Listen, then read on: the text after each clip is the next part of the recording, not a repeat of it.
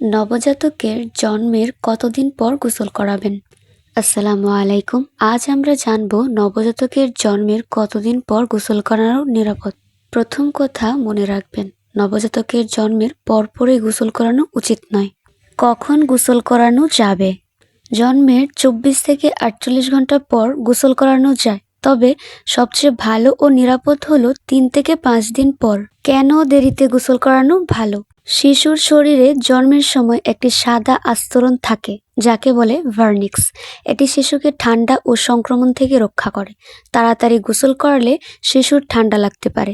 গোসল করানোর সময় যা খেয়াল রাখবেন: কুসুম গরম পানি ব্যবহার করবেন, বাতাস লাগাবেন না, গরম ও বন্ধ ঘরে গোসল করাবেন।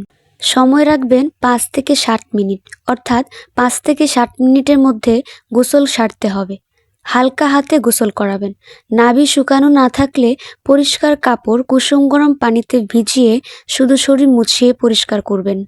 মনে রাখবেন, নবজাতকের যত্নে একটু সাবধানতাই পারে তাকে সুস্থ ও নিরাপদ রাখতে। এরকম আরও তথ্য পেতে ফলো করতে ভুলবেন না। ধন্যবাদ।